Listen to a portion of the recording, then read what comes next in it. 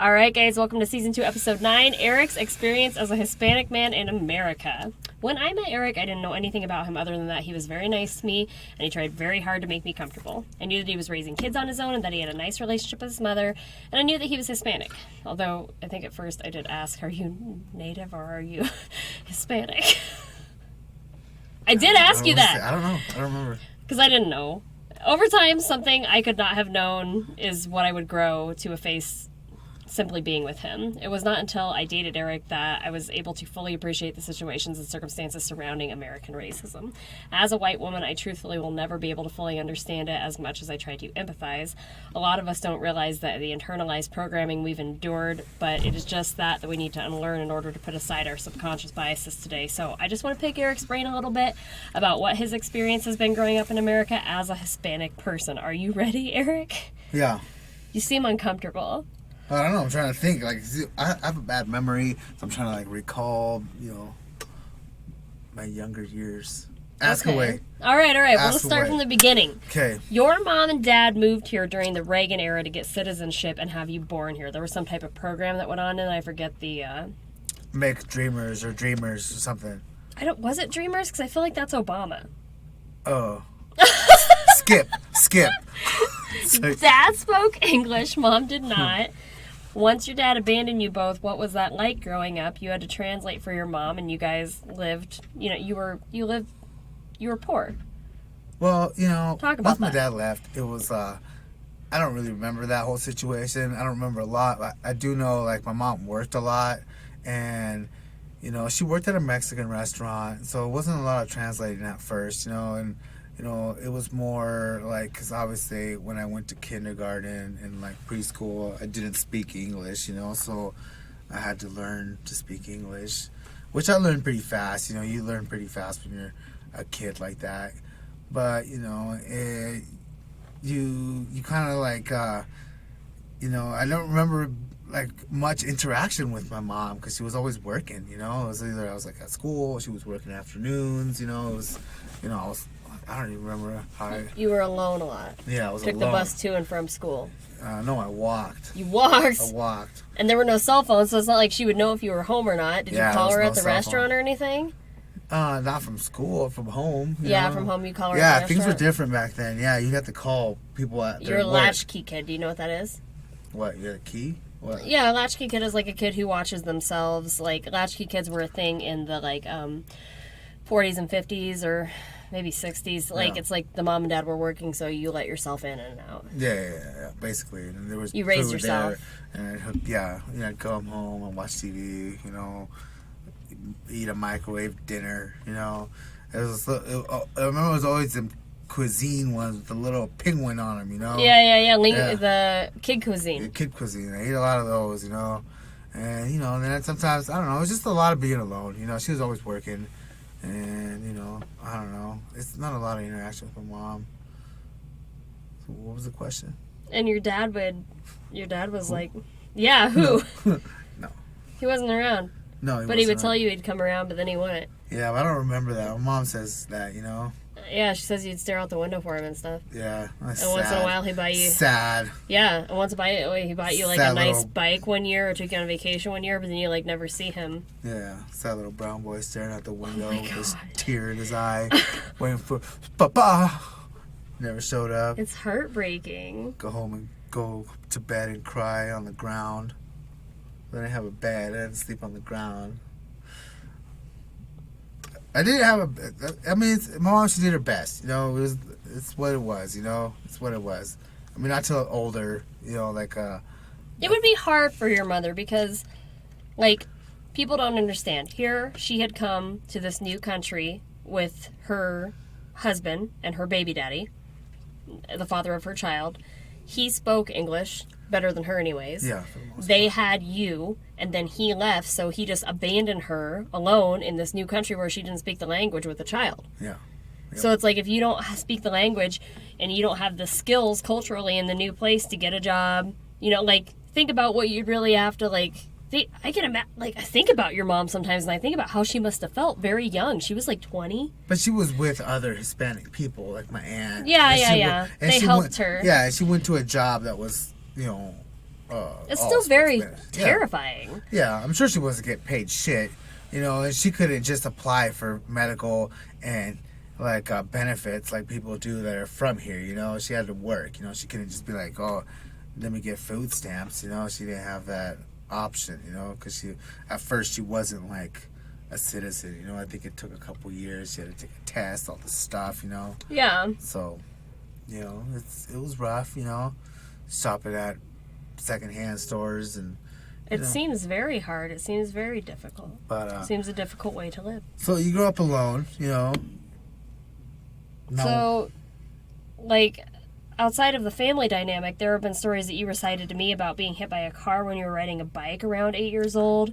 And instead of arresting the perpetrator, they yelled at you and your little broken bike. Yeah. And we've discussed issues that you have with the court system and cops baiting you over the years with little resources provided to you. What was that like? Like, describe some instances to us. What do you want to talk about when I got hit at one Sure. time? Well, I mean, I guess, now looking at it as an adult, and if it was my kid, and I would, it was kind But of you were in a bullshit. crosswalk. No, I'm telling you, like, if it was my kid that got hit, I'd... Kill somebody. I'd be pissed, Yeah. The person who hits the person should be in trouble, Right. And, and I was on a pedestrians, crosswalk. it's always been the law that pedestrians have the right of way. Yeah, and I was on the crosswalk, but I'm a kid, and I don't know any better. Fucking probably racist ass, Redmond ass cops probably, were like, yeah, because they told me it was my fault, I crossed the sidewalk, I crossed the crosswalk, and they told me it was my fault because I didn't have reflectors on my bike or something, And what I can't remember, I was scared, I just drove. And then they didn't even take you to the hospital or nothing, right? Yeah, I told They my just mom. sent you on your way with your broken bike? Yep. And you had to walk home with your broken bike? I walked to my mom's restaurant. I think I walked home, I don't remember. And you told her about it and what was done? Anything?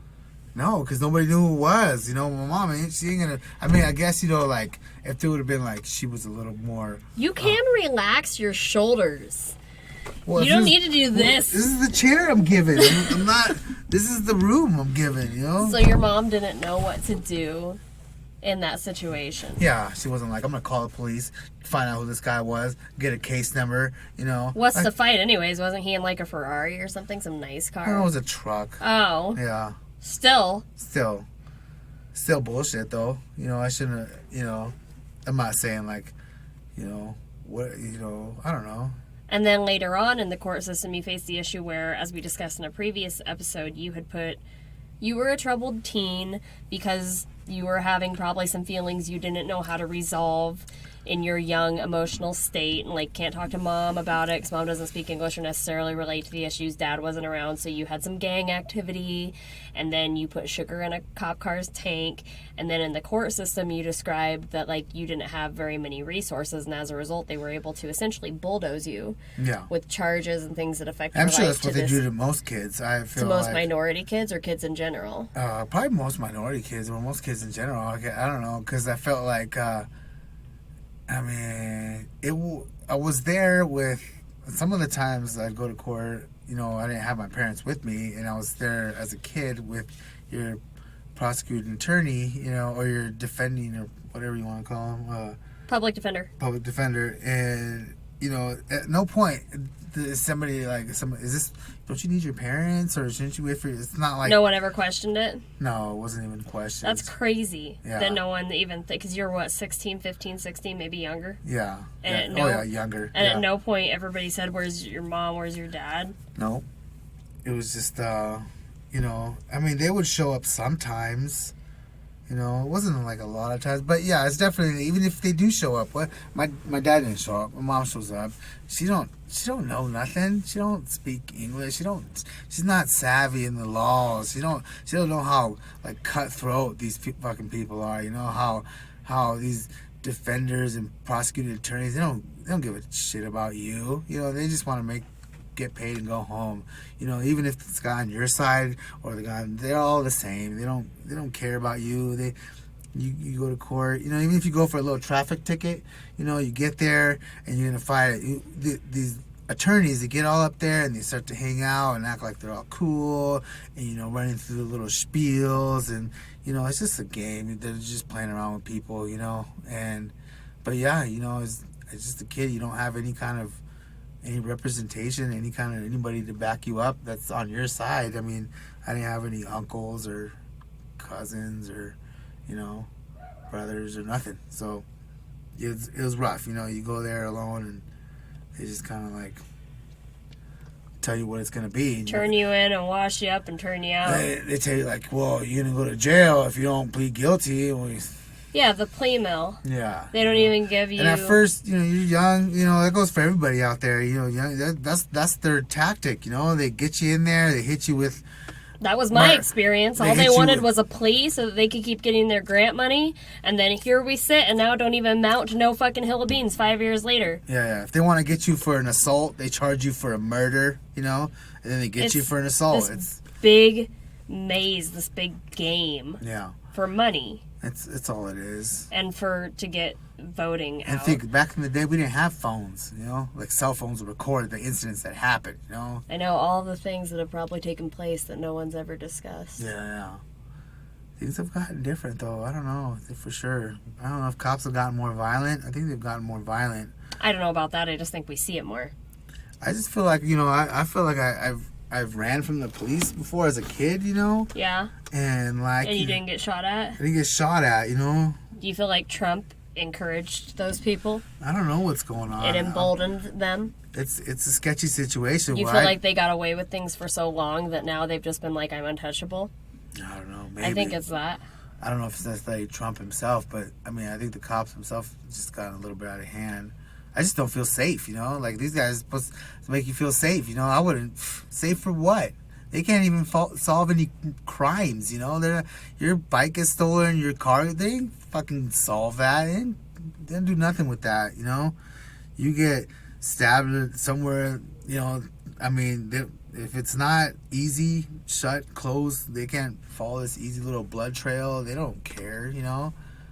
I mean, I don't know. I can't imagine, you know... I don't know what their purpose is sometimes. They ain't really help. Keep us in line. Yeah. I'm going to take a break. Okay. All right, guys. Welcome back to Bite Me Season 2. Episode 9, Erick's experience as a Hispanic man in America, or as a Mexican-American. So you, like your sons, are a very likable dude, and I know you were popular in high school, or less so popular and more congenial. You got along with everyone.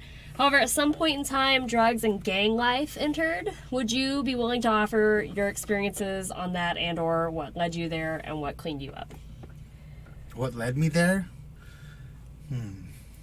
Well, what leads you to... It's not the gang... It's not like... it's not what... Like, when I say gangs, you know, people perceive Los Angeles gangs, you know, and, like, California gangs. And, you know, it's not that it's not a basis off of that, you know. It's more like... You know, we were just a bunch of guys that all hung out together, that, you know, lived in the same area. Do you feel like because you were in America and you're, as in your words, a brown guy, you feel like that's the only other time that you found people with your skin tone? Do you feel like these people look like me? Because... No, because it was white guys. And groups are marginalized, and, like, we can safely assume that minorities get paid less or treated differently, and so it would make sense that they would congregate in a unique form. Like, it's very natural activity for them to form their own, like a gang, to take care of each other, whereas the system is not taking care of them. Not like I think the gang, you say that, and I think gangs have always been around. It's just it's not a matter of you being a gang member. It's more of apparently there's police gangs. It's just a group of individuals who are willing to say, look, I got your back, you know, and, you know, we got your back no matter what, you know. It's what it comes down to. Yeah, you have to give yourself a name and a label, you know, but basically that's what it is. All it is... Okay, so maybe it wasn't about skin color. Maybe it's like familia. Yeah? Like a family. Familia. Yeah. Mi familia. Yeah. Is that what you guys said to each other? Mi familia. Mi familia. Yeah. Yeah, right? La raza, yeah. And the gang, that was the gang mentality. Yeah. Yeah. The one for all and all for one. Yeah, definitely. You know? So maybe because you didn't have that at home, it was just you and your mom, and you felt like you were alone all the time, that was what you created. For sure. Maybe that was the case for all of them, for everyone that was there. Do you feel like they all had the same family experience going on at home as you did? Well, we all weren't fucking homeowners with rich double families, you know. See, but that's where I'm saying that's where the Yeah. marginalized oppression comes in. Yeah, so and it wasn't just brown people, or you know, it was some white people, and we had, you know, like it was just it was a group of people, you know. I mean, it wasn't. I mean, yeah, mostly Mexicans because they were mostly the people that were in that, you know. But it's just I don't know. Gangs is not just because you're Mexican or because you're black or because you're white. It's more of a group of people who have each other's back, you know. But then, drugs came into the picture in your early 20s. Was that a gang thing, or was that after gangs? No. See, I done drugs a bit, you know, cause like I mean I was doing them in junior high, you know. So it was like pre-gangs, you know, and then gangs were just kind of like gangs wasn't like it's not as big as what you would think. It was just a part, you know. I mean, I didn't need the gang. It was just like a thing we did that we had. Because eventually we all grew up. We all have different, like, you know. I mean, the gang was like a high school thing, basically a high school. But thing. then you were doing drugs, and drugs is what brought you to South Dakota, because you and your ex were getting pretty deep in the drugs, and the two of you had determined that if you wanted a better life for yourselves, you needed to move here away from the drugs that were in Washington. Well, everybody knows you can't run away from your problems, you know. Yeah. But coming here was definitely a fresh start, you know, like Okay. a new start. It was, I mean, you just get tired of seeing like the same stuff, you know. You run into the same problems. I'm not saying like Washington's bad or anything, but you know, I was ready for a new like scenery, you know. I don't know.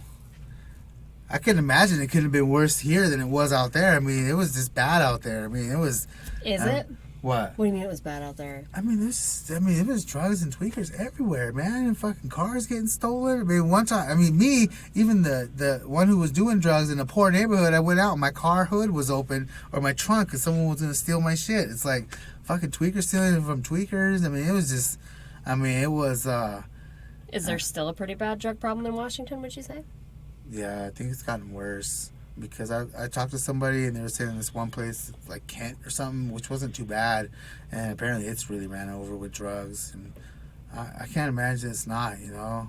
So did South Dakota clean you up? No, not South Dakota. I mean, I didn't. Thank God. Please let this place have no redeeming qualities, please. No, I didn't. Please. Don't tell me this place saved you. No, not this place saved me. But you know, I mean, I don't know. The kids. What?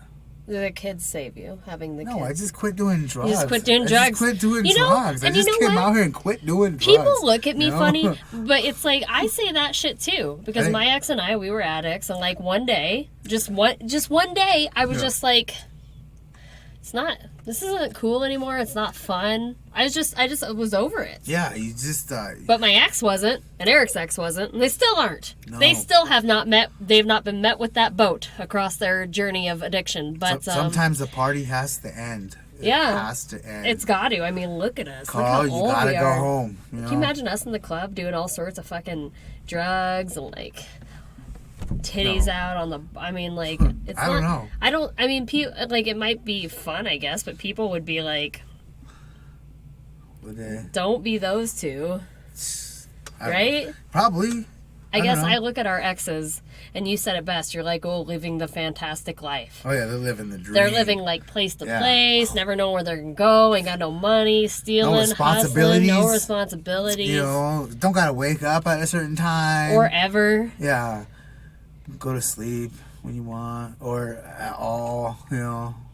But We be seeing them at the store, and not even recognize them. probably have. Yeah. I worry. Shit. But So I mean, you just grew up. You just grew out of it. I grew out of it. yeah. Well, you know, yeah, definitely. I did, you know, the whole drugs thing. I did, like, it's experimental, you know, like. But it's not to say it's that easy. Like there's some people who have true, like Yeah, true addiction. They cannot get out of it. You and I think just something happened in our brains. We got lucky, I guess. Some people aren't addicted. Some people just want to do it, you know. Not everybody has an addictive gene. I think it's like an addictive gene. You know? I think that's Not yeah. everybody has it, you know. Not everybody's an alcoholic, you know. Like, Priorities. but sometimes you just get caught up in something, you know, and it's hard to break that loop, you know. And then one day, Some people don't want to be met with their trauma either. Yeah, something that too, you know. Maybe that's why some people do drugs, and that's the wrong reason. Well, you it is. know? Addiction's a very natural response to trauma. I've always did drugs just to do them to, you know, no trauma. I mean, I was doing them for fun. I get it. Yeah. Okay, but you know what the most important question is of this whole interview that I want to know? People don't want to know that shit. I don't tell people that, Brooke. I don't tell people Why that. do you tell people that you're 5'8"? That's because that's what I told I was. Do you have any idea how tall 5'8" is? It's apparently 2 inches taller than than I really am. You, I'm sorry, are I'm not a 5'8" man. We tape measured. You're not. We tape measured. Erick, you are not 5'8" and you're not 5'6". I'm 5'2" and you are barely taller than me. Barely. I'm 5'4". My daughter's taller than you. She's taller than both of us. Okay, I'm 5'4". Well, I'm glad that we got it out right here on Bite Me. You heard it here first, folks. For more reference on the struggles of Latin Americans, visit www.cnn.com/2016/16/ Why would I write it in here like this? Just Google Latino Identity America. No, that's not going to work. Listen, just like do better as a white person and just Google the struggles that Latin American people face, because like Google is free. And for ways to help migrant families at the border, check out SaveTheChildren.org. I'm your host, Brooke. Check out the Truth for Groomer website, Insta, and Twitter, and I'll see you next time on Bite Me.